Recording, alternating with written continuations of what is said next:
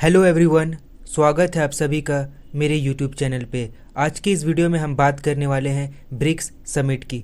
15वां BRICS summit 15th BRICS summit host किया गया South Africa के सिटी जोहानिसबर्ग में। इस साल ब्रिक्स का होस्ट था साउथ अफ्रीका और इस साल ब्रिक्स के समिट में साउथ अफ्रीका ने 67 से ज़्यादा देशों को इनवाइट किया था। ब्रिक्स कंट्री के जितने भी लीडर हैं उन्होंने ब्रिक्स समिट को अटेंड किया, सिवाय रसिया के प्रेसिडेंट व्लादिमीर पुतिन को। चाहे फिर चाइना के प्रेसिडेंट शी जिनपिंग हो, इंडिया के प्राइम मिनिस्टर नरेंद्र मोदी हो, ब्राज़ील के प्रेसिडेंट लूला डी सिल्वा हो या फिर साउथ अफ्रीका के प्रेसिडेंट जो होस्ट भी थे इस साल। तो रसिया के प्रेसिडेंट व्लादिमीर पुतिन इस साल के ब्रिक्स समिट को अटेंड क्यों नहीं कर पाए? क्योंकि आईसीसी इंटरनेशनल क्रिमिनल कोर्ट ने रसिया के प्रेसिडेंट व्लादिमीर पुतिन के खिलाफ अरेस्ट वारंट जारी किया। उनका कहना है कि रसिया ने वॉर क्राइम्स कमिट किए हैं रसिया यूक्रेन युद्ध में। तो व्लादिमीर पुतिन की जगह रसिया के जो फॉरेन मिनिस्टर है, जो विदेश मंत्री है सर्गेई लैवरोव, उन्होंने ब्रिक्स समिट को अटेंड किया। व्लादिमीर पुतिन ने भी ब्रिक्स समिट को अटेंड किया, लेकिन वर्चुअली। अब देख सकते हो, जब इंडिया के prime minister Johannesburg south Africa में गए ब्रिक्स समिट के लिए तो उनका एक भव्य स्वागत किया गया, उनको एक अच्छी तरीके से वेलकम किया गया। उसके बाद इंडिया के प्राइम मिनिस्टर नरेंद्र मोदी, जो इंडियन ओरिजिन के लोग हैं साउथ अफ्रीका में, जो इंडियन डायस्पोरा पॉपुलेशन है साउथ अफ्रीका में, उनसे मिले। इंडिया के प्राइम मिनिस्टर नरेंद्र मोदी ने साउथ अफ्रीका के प्रेसिडेंट और इथोपिया के प्रेसिडेंट से बायलैटरल बात भी करी। ब्रिक्स के बिजनेस फोरम हुआ, वहाँ पे इंडिया के प्राइम मिनिस्टर नरेंद्र मोदी ने अपनी बात रखी। उन्होंने कहा कि इंडिया दुनिया की तीसरी सबसे बड़ी इकोनॉमी बन जाएगा। साउथ अफ्रीका के प्रेसिडेंट ने भी अपनी बात रखी ब्रिक्स के बिजनेस फोरम में, और रसिया के प्रेसिडेंट व्लादिमीर पुतिन ने भी। रसिया के प्रेसिडेंट व्लादिमीर पुतिन ने वर्चुअली अटेंड किया और उन्होंने कहा कि डी-डॉलराइजेशन इज इमिनेंट, डी-डॉलराइजेशन तो होगा ही। इंटरेस्टिंग बात ये रही कि जहाँ पे ब्रिक्स बिजनेस फोरम की बात आई, वहाँ पे चाइना के जो राष्ट्रपति है शी जिनपिंग, उन्होंने मिस किया, और चाइना के जो कॉमर्स मिनिस्ट्री है उन्होंने स्पीच दी उनकी जगह।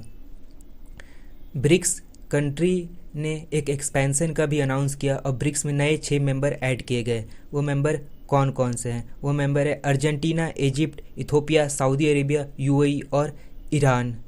इंटरेस्टिंग बात ये रही कि इन ब्रिक्स कंट्रीज़ में अगर आप यूनाइटेड स्टेट्स और कनाडा को छोड़ दो, जो G7 का पार्ट है, काफ़ी बड़े ऑयल प्रोड्यूसिंग कंट्रीज है, जो तेल पैदा करती है वो कंट्रीज है। और ब्रिक्स के जो मेंबर हैं उसमें ऑयल जो कंज्यूमर है वो भी है। चाइना और इंडिया 2 बड़े ऑयल मार्केट है, वो दोनों ही ब्रिक्स का ऑलरेडी मेंबर हैं। ब्रिक्स कंट्रीज़ की इकोनॉमी क्या है इस वक्त? ब्राज़ील की इकोनॉमी है 2 ट्रिलियन, रसिया की इकोनॉमी है 2 ट्रिलियन, इंडिया की इकोनॉमी है 3.7 ट्रिलियन, साउथ अफ्रीका की इकोनॉमी है 400 बिलियन और चाइना की इकोनॉमी सबसे बड़ी है। चाइना की इकोनॉमी है $19 ट्रिलियन। और जो कंट्रीज़ को इनवाइट किया गया उनकी इकोनॉमी क्या है? अर्जेंटीना की इकोनॉमी है 640 बिलियन, इजिप्ट की इकोनॉमी है 387 बिलियन, इथोपिया की इकोनॉमी है 156 बिलियन, सऊदी अरेबिया की इकोनॉमी है 1 ट्रिलियन, यूएई की इकोनॉमी है 500 बिलियन और ईरान की इकोनॉमी है 367 बिलियन। तो जितने भी कंट्रीज है जिनको इनवाइट किया गया उसमें सऊदी अरेबिया की इकोनॉमी सबसे बड़ी है। सऊदी अरेबिया सबसे ताकतवर देश है। इसमें एक इंटरेस्टिंग वीडियो भी आया जब इंडिया के प्राइम मिनिस्टर और चाइना के प्रेसिडेंट शी जिनपिंग ने कुछ सेकंड के लिए आपस में बात भी करी और हाथ भी मिलाया।